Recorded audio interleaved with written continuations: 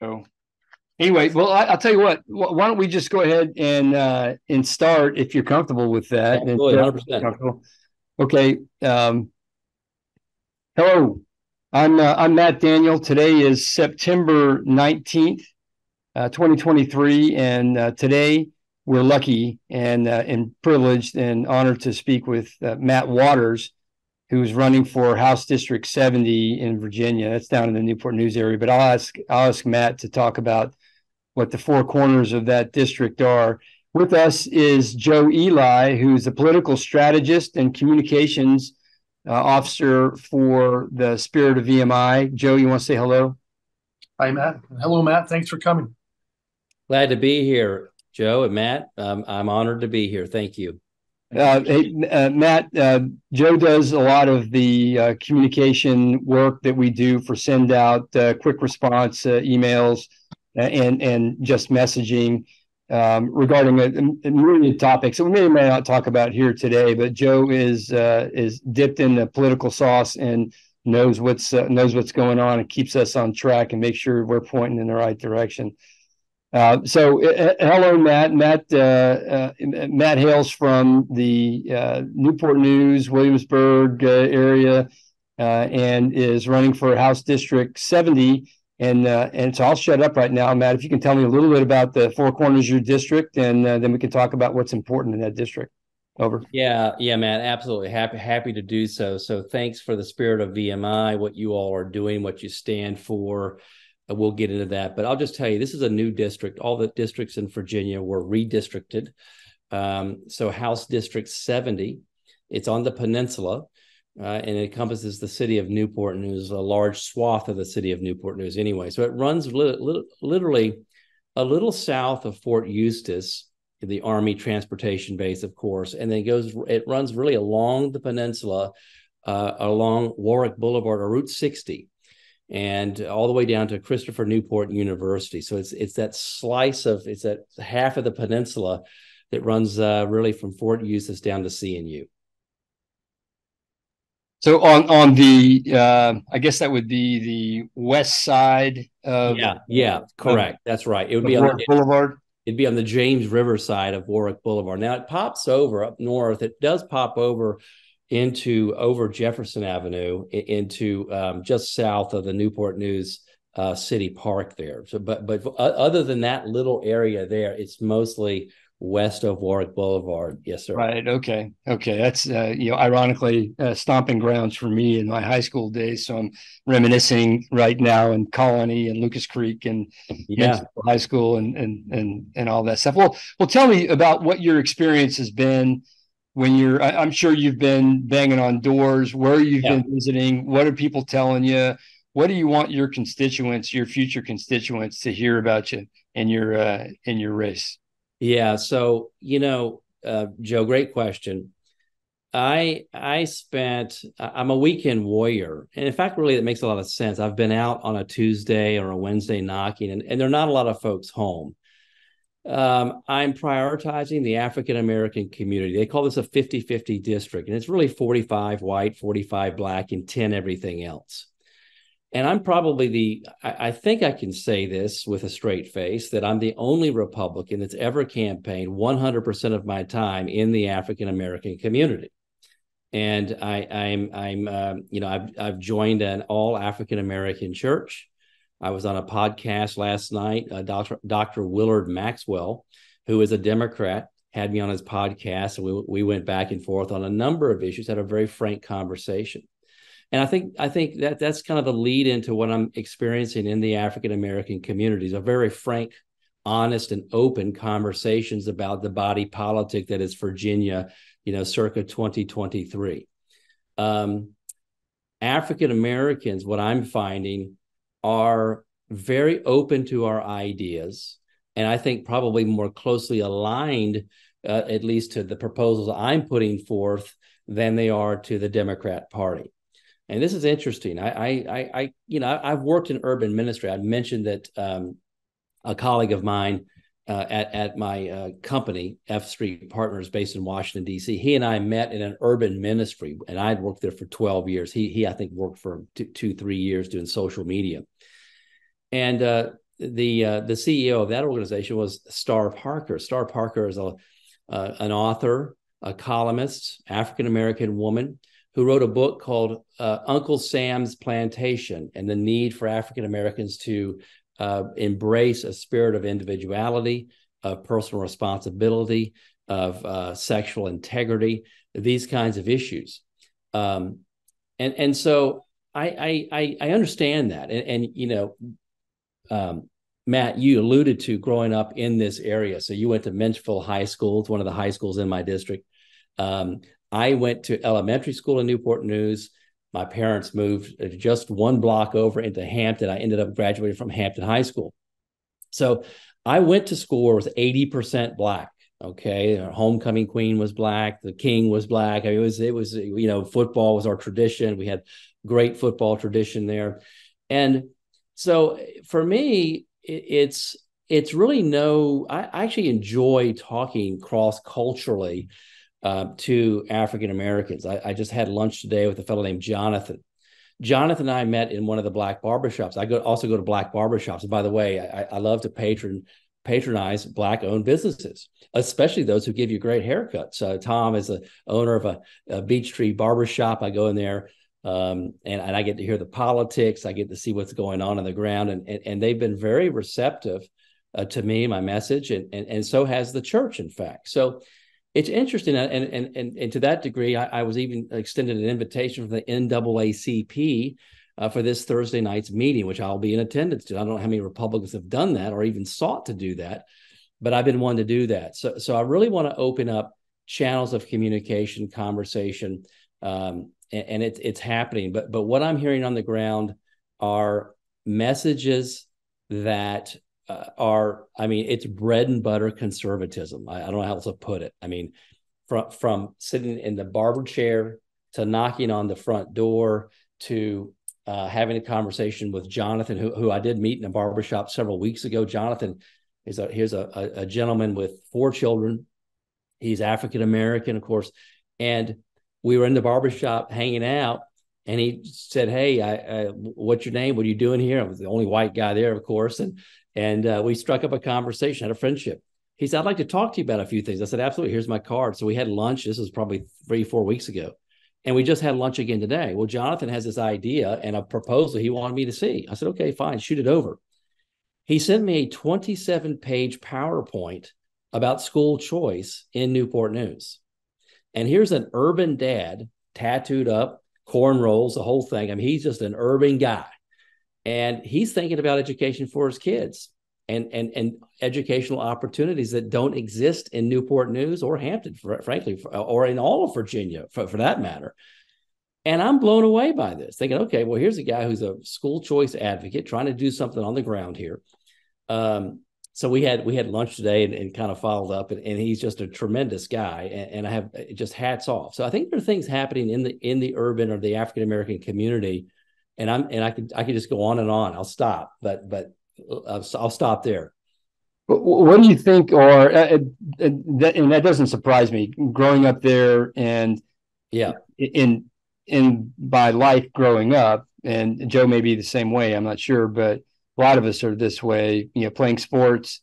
Yeah. And especially in a school district that is so heavily mixed. I mean, it was probably 50-50, maybe 60-40 back when, in the early 80s when I graduated from high school. But some of your best friends, are guys of different color, but they try the same, they sweat the same, you talk the same, your goals are the same. They just get on a different bus and went to a different place when the day was over. Yeah. So it does not surprise me. I know some people still in downtown Newport News, so it sounds like where you're talking about that are some of the most patriotic and smartest cats that you'd ever meet. Some of them went to VMI, some didn't. Yep.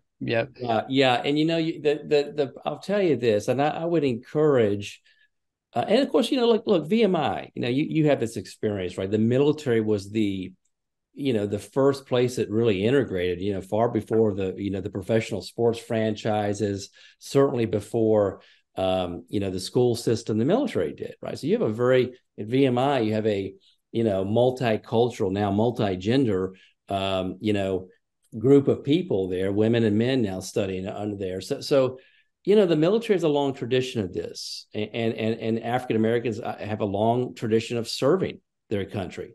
Even I was telling Pastor Maxwell the other night that as we talked about, he really pushing me on critical race theory, and you Republicans, and we had a really good conversation about that, about statues, which of course VMI is caught up in some of that, that tradition, the question of tradition. Where do we go with it? How do we appropriate, and all those sorts of things.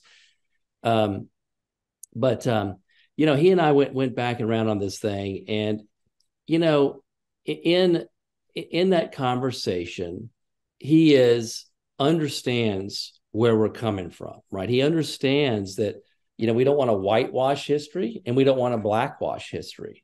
The history's mixed, and it's not right or wrong. It's just mixed, and we have to understand that. And we have to, it doesn't mean we just wipe it away or erase it. In fact, I was telling the story. I was this 25 years of marriage next week, and my wife and I celebrated with a trip to Italy, and spent on more money than I thought possible. But we went over, and what's interesting about Italy is that you'll find statues to Mussolini, the fascist. The communists came in for a few years. Nero, the emperor, who sent Christians to death in the Colosseum that we walked through, right? So they're not throwing those statues over or trying to rewrite their history. They're simply saying, hey, we had this history. Not all of it's good. Certain people groups were hurt in this, and Jews were hurt in the time of fascism. But it doesn't mean you blow it away and just say it didn't exist, right?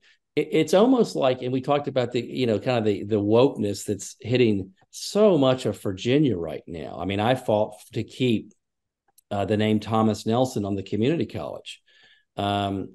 We had Governor Ralph Northam with a committee of, I think, 5 individuals inside of Richmond to erase Patrick Henry, John Tyler, Thomas Nelson, Lord Fairfax, and there was one other there.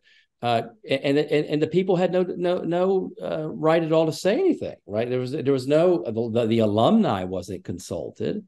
The communities with the community colleges have been supported. They weren't consulted.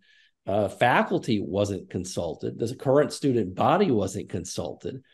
And I was absolutely appalled, and I get why they're doing it. I understand it's critical race theory. It's taking over and pushing this agenda.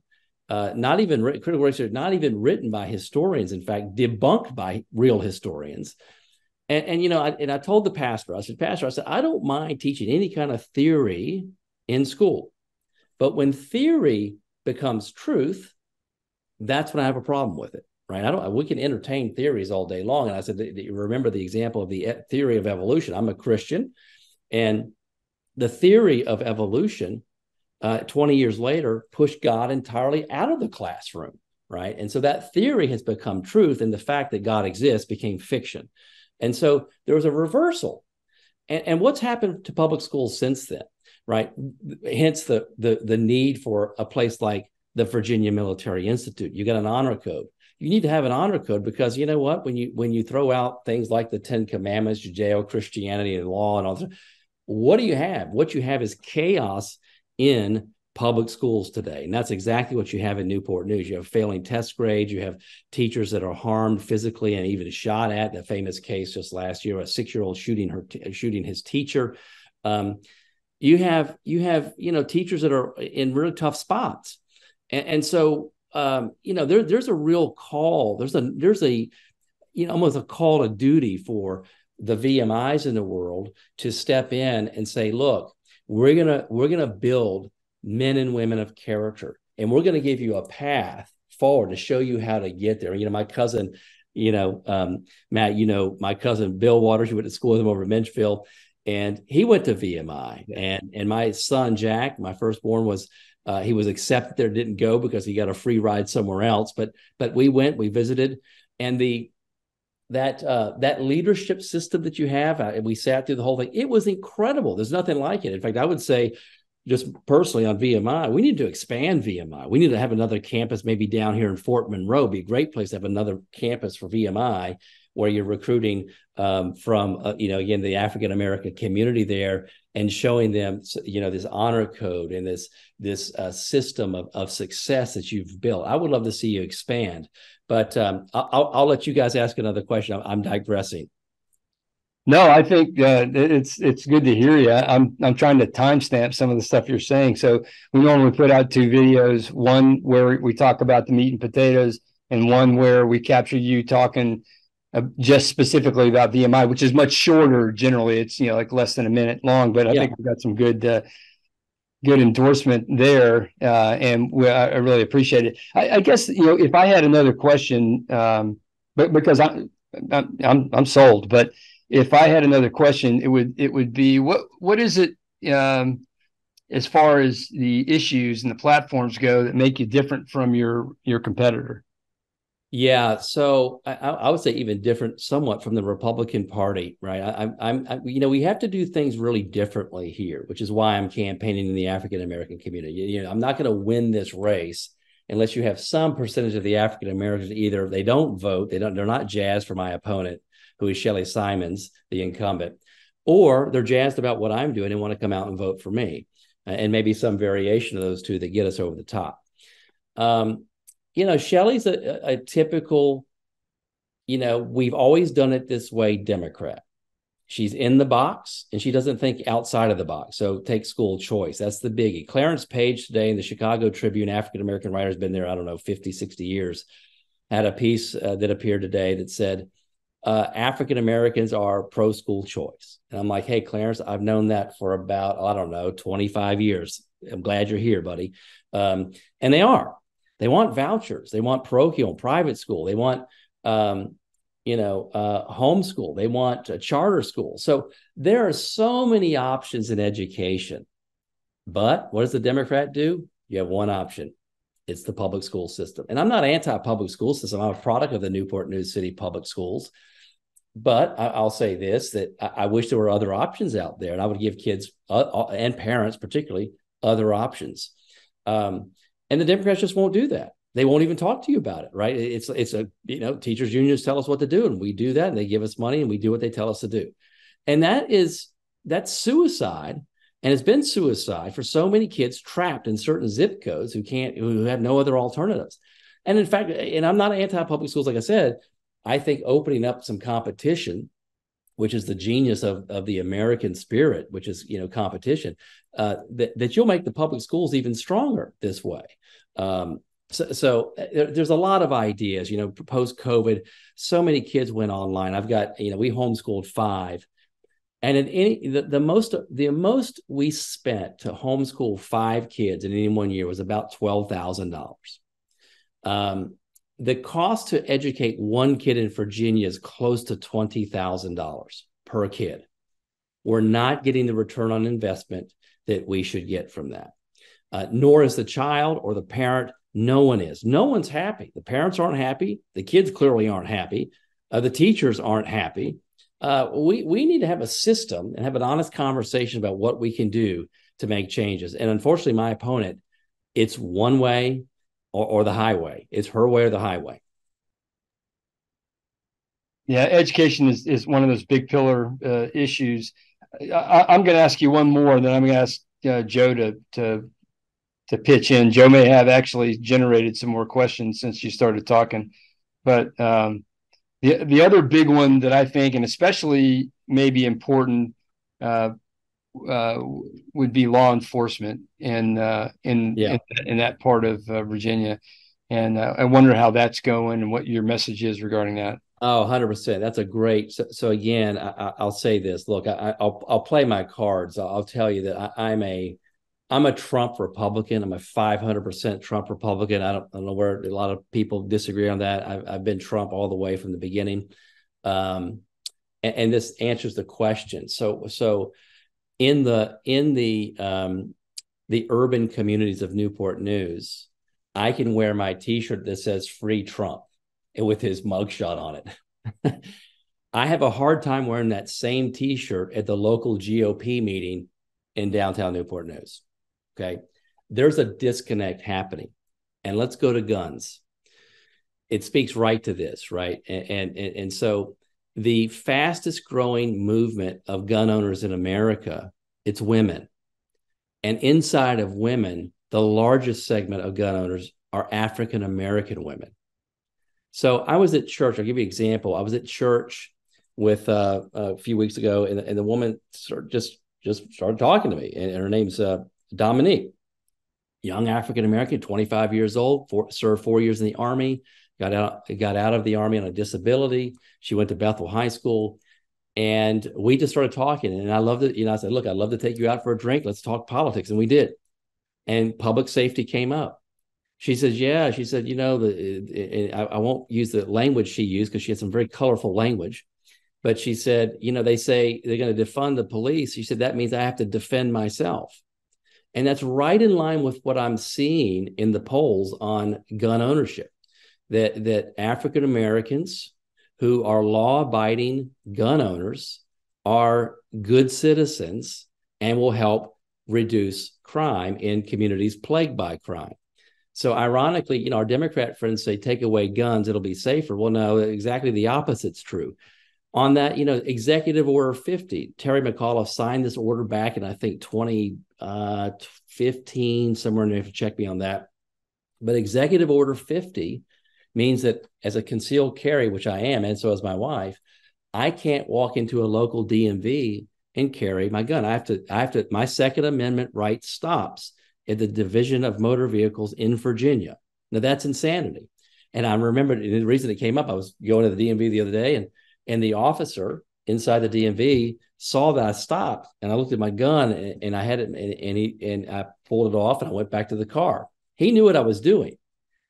And I walked back in. He said, I wouldn't have stopped you for that. He said, you have a constitutional right to bring that in here, And I said, no, I do, but you're an officer. He said, I'm not going to enforce that law. And I said, all right, great. But anyway, so there are things that are counterintuitive, right? That Black politicians. I was at the NAACP prayer walk the other day. Two Newport News kids, I think, were killed by gun violence Friday and Saturday night, or at least shot. I don't know if they died, but there was a prayer walk for anti-gun violence, blah blah blah. And I said, look, it's not law-abiding citizens that you have to worry about. They're any sheriff or police officer will tell you we're the good guys. We're actually helping them. It's the kids who are getting hands on guns that are, that are stolen, that sort of thing. So. Well, thanks for that. That wraps up. You got a pretty good platform, it seems. And like I said, I was already sold. So, Joe, I know that I've been hogging this up. So, why don't you pitch in? Sure. Matt, I just wanted to begin with a comment because as a student of politics myself, pretty much ever since I was 5, I've often been impressed with the few candidates for office who can bring in personal stories and anecdotes. Like you've got Jonathan, you've got Dominique. And I just wanted to say, continue doing that because I think that's really powerful. Thank you. And my question to you, and as you've described how your campaign style, it dovetails into my question, which is the district is leaning Democrat, and you're going to need those independents. Yeah. So what have you been doing to really go try to get the independents in addition to the Black voters you've been beating? Yeah. So I've got kind of a 3-pronged. Pastors say you have 3 bullet points or 3 points, right? And leading the list for me is medical freedom. And there's a couple reasons why I lead with that. I've got a lot of ideas. I've been in politics and fundraising and consulting for over 30 years. And so I've got to control how many ideas and what I want to lead with. But medical freedom is an area that brings independence in. Ron Johnson, the senator of Wisconsin, won his election. He was outspent 20 million to 5 million. He won by 2 points or so. And he really spoke out. He's one of the few Republicans to speak out for medical freedom and against mandates of the government, mask mandates, lockdowns, all that sort of thing. And what I believe, based on the numbers that I saw, that there are independents who said, you know what, I'm really not that political. But when I'm told I can go to church or not go to church, or open a business or close my business, or I have to do social distancing, or I have to get a shot forcibly, I'm going to stand up and be counted. And I think, based on the numbers I've seen, that Johnson won that race because independents in Wisconsin came out and supported his campaign. He was outspent almost 3 to 1. And having worked in this area on this issue, it is a volatile issue. And you've got Democrats leaving the Democrat Party over this issue, and you have independents getting off the couch and voting on this issue. So it's become a touchstone for me. In fact, we just sent out an email today to about 750,000 individuals and raised, I think we're at $15,000 right now on this issue. It is still a firebrand issue. And these are people who are, the woman who endorsed me to her list is, she was not she's not a Republican conservative. Let's just put it that way. She's a kind of moderate, but on this issue, she believes that the government needs to stay out. They can't force this. So I would, as an elected delegate, submit an amendment to the Virginia Constitution, a medical freedom amendment that Benjamin Rush tried to submit to our, U.S. Constitution back at the Philadelphia Convention, where he said, we need to do this because this is an area where, tyrannical rulers could use this, medical, cases to impose their authority. And that's exactly what happened in the last 3 years, for what really amounted to, for most people, a small, cold. For elderly, of course, there's some things we can do, but so anyway, that's the issue that I'm really driving home. Let me think if there's any, I've got a few others, but that's the primary one. Thank you for that. I guess my follow-up would be the VMI question. Yeah. In 1839, the Virginia Military Institute was founded on the concept of the citizen soldier and the values of honor above self and devotion of duty. Do your values align with VMI's values? And would you support the founding principles of VMI in the legislative sessions to come? Yeah, Joe, not only would I support them, but I would expand them. Again, I think there's for those of us who've spent a life in advertising, marketing, fundraising, consulting, you have a unique selling proposition, the USP, we call it, right, in the business.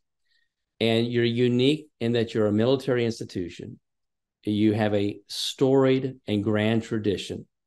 And I'm a traditionalist. I mean, just, look, we should put the statues back up. The people should have decided, keep Thomas Nelson. I'm a traditionalist. I think we can do, but again, if the people decide on certain things, like, so if Thomas Nelson went to a vote of the people and the people of Virginia said, hey, no, we don't want to, we want to change the name. Well, I would abide by that. I have no problem with it. But what I hate to see happen is people aren't invited to the conversation. Politicians do this backroom deal.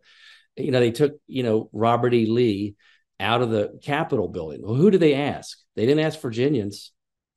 Had they asked Virginians, 80 to 90%, based on some other referendums that have happened around town and local communities, 80 to 90% of Virginians would have kept Robert E. Lee right where he was. So I think that, yeah, the values absolutely line up. I think what you're doing is tremendous. Again, I'm not kidding. I think you should expand it. Frankly, I think we should expand it to some other locations and, extend your reach. And I think of a place like Fort Monroe, for example, right, which was, of course, they had Jefferson Davis there for a few years, but it's a historical site and it's a military base, right? So there's some things there that I think someone like VMI could come in with some state funding and do some interesting things there. It's a beautiful location. It has a history as well. I think it's longer than yours. I have to check that, but it's it's been there a long time. So I don't know. I think that we got to protect what you're doing. I think we encourage you. I think you've been under the kind of this guillotine of politics for so long, and it's virtue signaling. I just despise that. I mean, we know that the big cases are things like the Redskins. So you change the name of the Redskins or the Cleveland Indians or the whatever Indian group you are, you change those names, right? But have you helped alcoholism rates in the Indian community? Have you helped divorce? Have you helped education? No, but you feel real good about it, don't you? So it's meaningless, right? And what you're doing to attack an institution like VMI, what you're doing is you're undermining, you're the whole core of what you do, right? You've got this core, program that's worked, it's showed success. To hit over here and say, oh, well, the South or this or that, it's just noise, and it's virtue signaling, and it really, it's unfortunate that that's where we are today. But I think, again, with an honest conversation with all Virginians, black and white, rich and poor, et cetera, I think most people are with us on these things, and it's an elite few group of politicians who are driving this process, and they want to score points, and they want to show constituents, their left-wing constituents, what they've done and what they've done on behalf of, BLM or whatever cause happens to be the, cause du jour that they're working on. Thanks, Matt. Yeah, that's all I had. Well, that's fantastic. I mean, it lines up. You should be a PAC member with us. Yeah. Look, we got to get you down here. I mean, honestly, there are very few schools. So look, again, I'll take you story of my son, Jackson, and by the way, his mother stopped me. It was going to be Jackson Lee Waters. She stopped me at Lee and said it'll be. She named him after me. It made it hard. I said, well, no. And I told my son Jack, who just turned 24 a few days ago. I said I won't be offended if you change your middle name to Lee. We were down visiting, and he had 5 schools on his list. There are 4,000 universities, community colleges in the country, roughly. For a traditionalists, for people who want who see bang for their buck on the education, right? To come out, they have a path forward. I mean, again, I think you're probably second to none on that. I mean, when you look at the career path you lay out for different people and options they have, I just can't believe no other schools picked up on this and decided to run with it. But he had 5 schools on his list in the entire country, right? He got into St. Andrews over in Scotland, very expensive. He got into some just very good schools, and your school was right there. And the other schools at Union down in Tennessee gave him a full ride, and he went history, got a history degree, and we went down and we actually did a Civil War tour together with our pastor who recently passed, but we did a Stonewall's campaign in the Valley. And we went up and down the valley, and he was the pastor was a gem of a man and knew the campaigns well, but he just regaled the stories of Stonewall and of Robert E. Lee. And there's so many people who don't know the stories, right? Especially African Americans. They're being told one thing, and even white Americans, frankly. Jackson, and the story, of course. He was teaching African Americans on Sunday, kind of trying to get around the rules on the books that you can't teach African Americans unless they're in church. He was really trying to teach them to read and all this sort of thing. And his own parish, his own members in his Presbyterian church were saying, hey, Stonewall, you can't do that. You're breaking the law. And so he had more opposition from within his church, right? And so he goes off to war, and he's tithing back to the church. And when he dies, I think it was the elder of the church who opposed him, picked up the program and started doing it himself because of Stonewall's testimony. And those kind of stories are Robert E. Lee after the war. Robert E. Lee's in Richmond, Virginia, the Episcopal Church there. And, it used to be that the blacks would sit in the balcony and the whites downstairs. And there were federal marshals in there. And the whites during communion would come to the front and kneel, and then the blacks would come down. Well, that Sunday after the war, They had Lee come down. Well, they had a black man come down, and he took communion first. And everyone's looking at Lee to see what he does. And Lee gets up, walks to the front, puts his arm around this black man, and they take communion together. Now, I don't know where they missed that in the history books or why, but I think we need to tell the other half of the story. Look, slavery's horrible. I'm not going to tell you slavery is a fine, it was horrible. It was evil. It should have been destroyed. The founding fathers should have dealt with it. They tried in 1804, didn't work. But I think history is very complicated, and we sadly don't share all it. We don't tell the whole story. And I'll tell you the other thing I'll just say I got to say this on the VMI thing.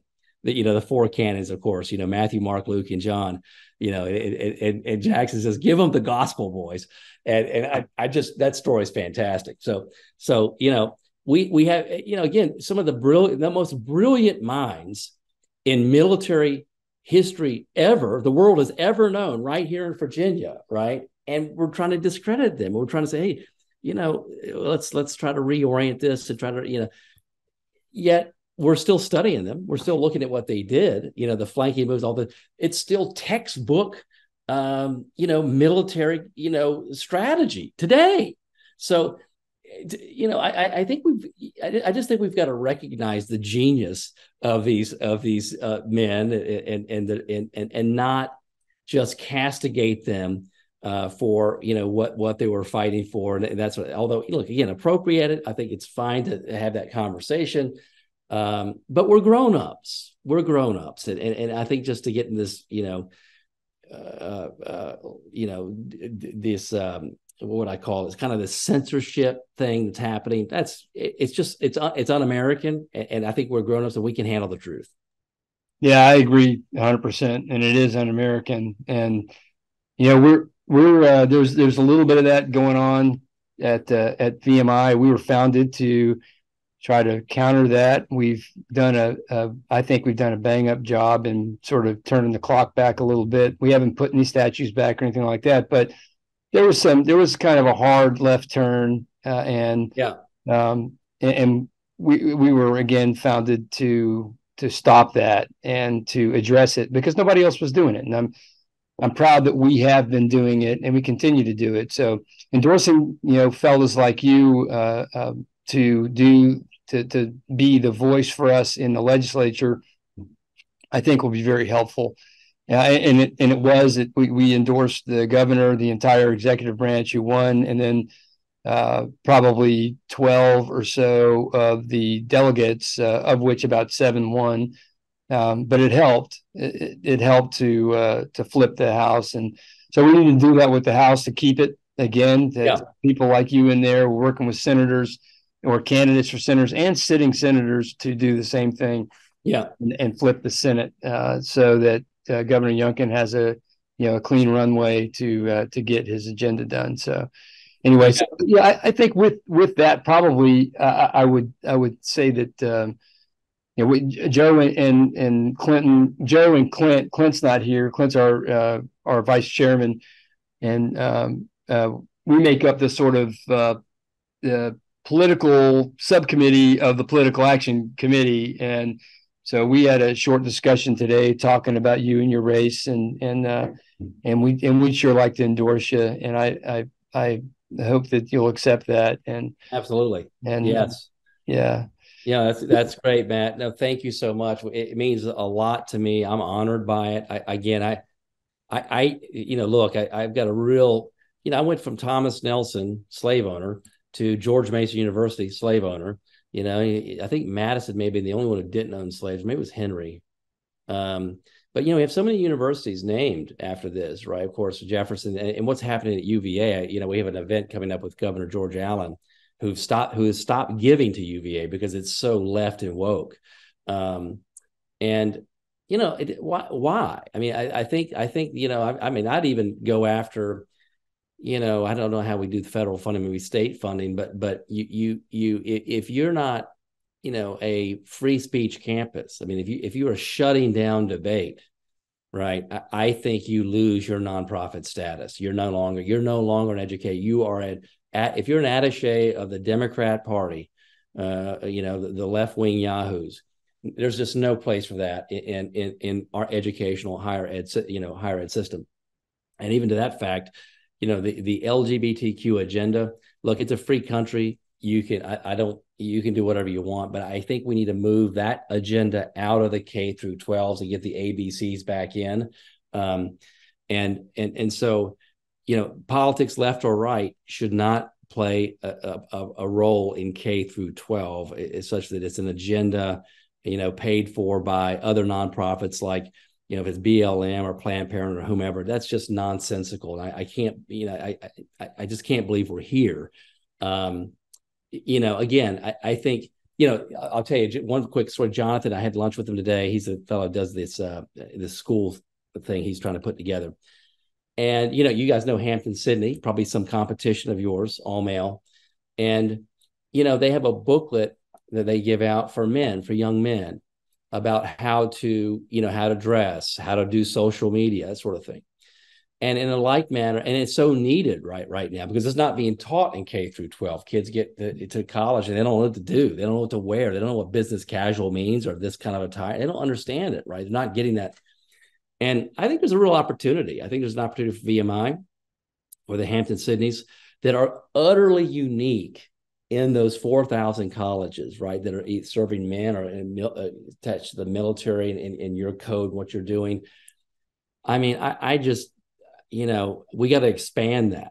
And there's such a crime, because what's the difference between James Madison and George Mason and UVA and the University of California and University? It's all the same.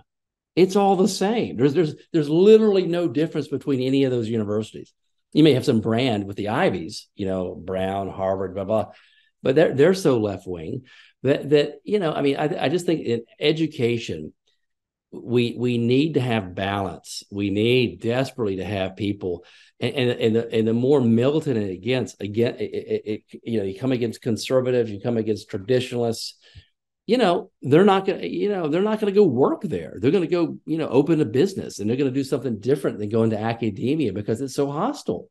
And so you're just you're not teaching kids, and you got to teach both sides. And we're seeing that in journalism today, that the AP, the New York Times, they're working for the Democrat Party. And what happened to fair and balanced and both sides of the story? It's gone. And that's we're in a tough spot. Yeah, I think you guys know that. We do, and I wish that whoever's handling the PR for VMI would understand we're in a consolidated market, and we have a unique university or unique institution, and we need to play on that uniqueness. To take advantage of what makes us different and what makes us great. Instead of trying to blend in with everybody else. It's crazy. Yeah. You can't lose your identity, and it's just so. It's just so sad. I was actually down at CNU today, Christopher Newport. And, Christopher Newport was one of the few schools 5 or so years ago to get a AAA rating from, who was it? So the alumni councils, blah, blah. But it was about the free speech thing. So they signed on to I don't know if you guys are aware of the Chicago standards on free speech. Yeah. Well, that's changed. That CNU is not the CNU of Paul Tribble 5 years ago. It's now back. It's become JMU and George Mason, and pick your school. I mean, it's the same old thing. And you sit on the campus, you could see it, you could feel it, you could read about it in the newspaper, which is called the what is it called here? Is it called the captain's log, which is right here on my table here? And again, higher ed, there just we should be able to explore all ideas, have all the speakers come, look. And maintain our history while having different viewpoints on that history. But it doesn't mean we need to just erase it. I mean, it's foolish. It just drives me nuts. But just drives me nuts. It pisses me off, frankly. I mean, the Thomas Nelson thing was appalling. I'll tell you a quick story of Thomas Nelson. Thomas Nelson, there's several, right? There was his father, Thomas, and then there was his uncle Thomas Nelson, who was a slave owner. Really, he was the major slave owner here in Yorktown. And Thomas Nelson, the one we know, was shipped to England to go study because the uncle and the father didn't like his friendship with all the blacks. They said, we need to end this. We don't like it. He's too friendly to the blacks. That's literally why they sent him to England for 5 years, and he came back. So and he inherited, of course, like so many, a plantation with slaves on it. And Thomas Nelson was, I mean, again, he's complicated, right? It wasn't just straight up, oh, I'm just, So I feel like that to get one side of the story, a very slanted side of the story, it just, a house divided against itself cannot stand. And we've got to say, look, it's more complicated than you think. And I'm not trying to dodge it. I'm not trying to say, again, slavery wasn't one of the most despicable evils of all time. It was terrible. And what it did to the South was not good, right? We all, I mean, it didn't help the culture of the South for a long, long time. But, I just think we need to, do everything we can to have honesty in the schools and in the administrations, and from the folks in Richmond who are coming to you and saying, oh, well, this is how we're going to do it. No, that's, we need to have the alumni, the student body. We need to have the faculty, and maybe even the people of Virginia, right, to kind of chime in on and say, what kind of debate do we want to have here? How do we move forward and not just keep tearing ourselves down? Yeah, there's a lot to unpack there, man. We should probably end the interview. Yes. But I really appreciate talking with you, and it's good to catch up, and we'll catch up about people that we knew together, or common Matt, friendships. Yeah, come down. I'd love to have you come down. I'll send you. I mean, look, I don't know if you're down, but we'll have Governor Allen here in a few weeks, and look, I'll put you guys on my email list. If you want to get off, that's fine too. I won't be offended. No. We'd love that, and I'd love to hear about when your event is. Yeah. So whenever that comes, I may or may not be able to come, but I'm sure that we have Tim down there with you, and right, some other guys that are in that area. I'd love to come down too. So yeah, but thank you for your time. Yeah, glad to do it. Give it, guys. Yeah. Okay. All right. God bless you guys. Yeah. And we're going to talk bad about you now. Not bad about you. We're going to talk about you now. Now that we're going to hang up. All right. All right. See you, Matt. All right. Take care. Yeah. Right. Thanks. All right. Thanks, Joe. Take care. Bye-bye. Well, he touched on something interesting. Yeah, which thing? God, boy, expanding VMI. Maybe there's a chance for a prep school at Fort Monroe down the road where we could attract blacks, minorities, and whites as well. But just to prepare them for VMI, it might be a good thing to look into.